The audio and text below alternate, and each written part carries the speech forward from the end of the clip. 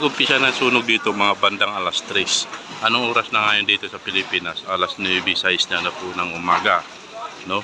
Hanggang ngayon may naapula pa ng apoy yung bumbero. Ayan, may bumbero doon. May pinapatay pa silang apoy dito. Akalain mo bandang alas 3, hanggang ngayon may apoy pa. Makikita natin may bumbero pa doon sa itaas. May pinapatay pa silang apoy diyan, no? Ang laki ng sunog dito sa may Hapilan. Kawawa yung mga kababayan natin doon saan na magpapasko na. Ayan, halos ubos, walang natira sa kanilang bahay, mga konkreto pa yan. So tingnan mo, walang sinalto ang apoy.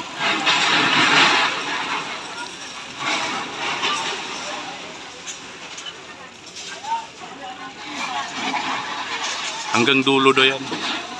Yan o, makikita natin doon sa itaso. Hanggang dulo. Malawak na yun hanggang gitna. Sari-saring kwento. Oo, yung maraming nasunog. Hindi lang bahay, pati pirang tinabi, sunog pa. Kaya makikita natin yan. Dito pa sa likod ko, ayan.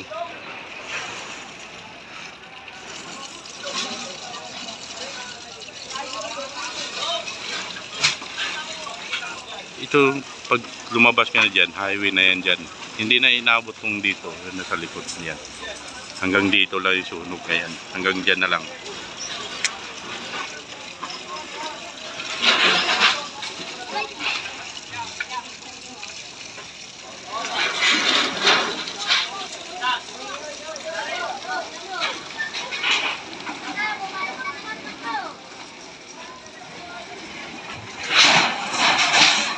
Grabe, no? Pagdating sa sunog, yung apoy talaga, wala na sinasanto. Kahit mapader yan, no? Mga konkreto yung bahay, oh. Simentado, puro sunog talaga. Kumalat pa yung apoy.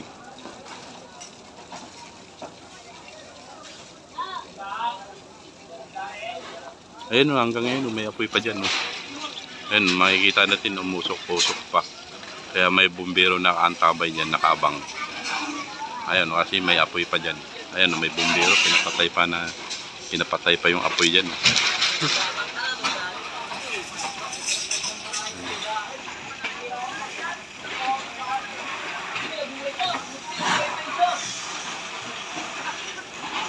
Ang tagal na sunog. Nagsimula kasi ito, alas 3 daw.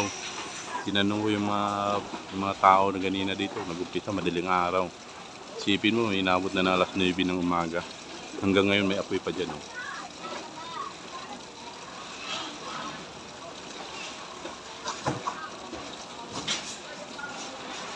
Oh, baka may gusto kayong i-donate na mga damit. Pwede kayo mag-donate ng mga damit dito. Punta lang kayo dito sa Hapilan. Marami yan dyan mamaya na nakapila. Ay, yung damit ko dati kasi, yung mga damit ko naka-stock, pinadala ko na doon sa Bagyong Yolanda. Naubos na. Naubos na yung mga damit ko.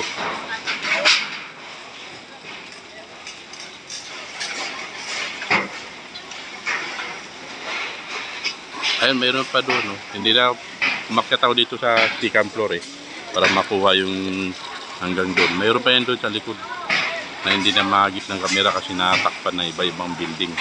Kaya makikita pag masdan yung puro building yan, mga konkreto.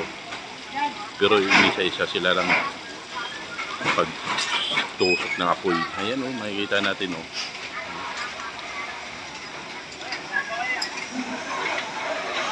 Ang masaklap dito, ang kwento pa ng mga kababayan natin. Habang naganap yung sunog, may magnanakaw talaga. Hindi talaga mawala sa kapwa natin Pilipino. Imbis na sunugan ka na, nanakawan ka pa. O mga bad yan, ha. Dapat walang ganun.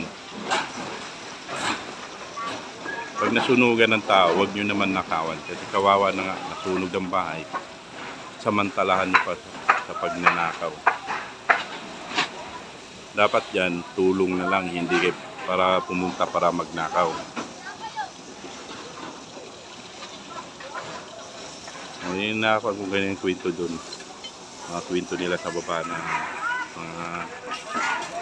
may mga mapagsamantalang magnanakaw na pumapasok dito na hindi taga dito, pero pumupunta na para magnakaw.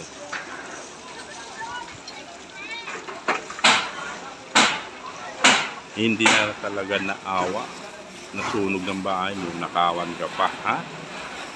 Bad yan mga idol, huwag nyo yan gawin kahit kailan. Masama po yan, manlamang sa kapwa. Kung nagising akong bad na alas 3 na maraming dumadaan bumbero, malamang nandito ako. Kaso lang tulog na ako, kaya hindi ako naka-update sa sunog. Malamang marami dito nagsigawan tulong. Kaya ganito laki ng bayo, laki ng mga sunog. Isipin mo, mula alas 3 hanggang ngayon nandyan pa yung mga bumbero, may pinapatay pa silang apoy. Isipin mo, haba ng oras, madaling araw nag-umpisa. Ayan, makikita natin dyan.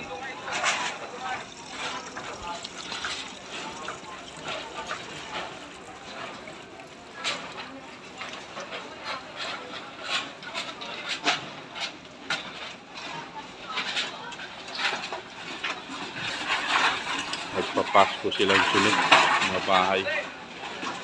Wow, mga kababayan natin. Kaya ingat-ingat lang po tayo sa mga wire na yan, sa mga kurente, no?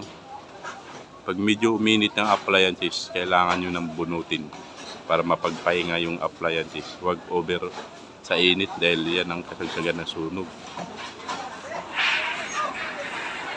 Sa akin nga, pag uminit na masyadong ventilador, pinapatay ko na yun at bumaba ako sa bahay para makapagpahinga.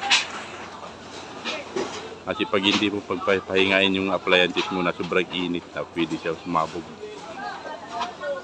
Pag mag-umpisa na sunog. Hindi ko lang alam kung anong pinag-umpisa na sunog dito.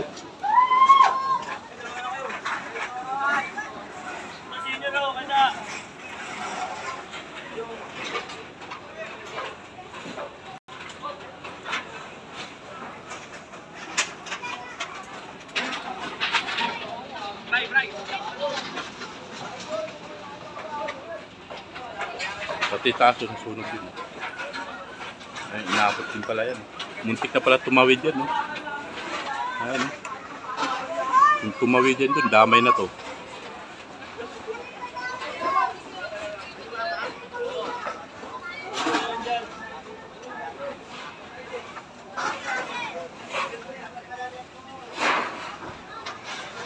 Grabe. Ang laki pala ito. Parang impyerno pala ito kagabi ito. Ang laki ng sunog dito.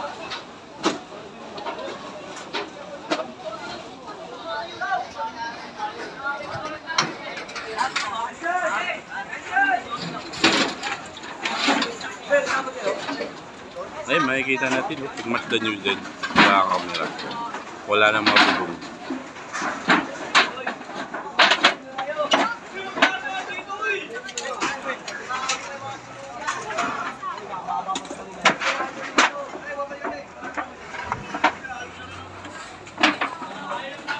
Okay, hanggang dito lang po yung update natin sa Hapilan sa sunog. Nagsimula alas 3 ng madaling araw.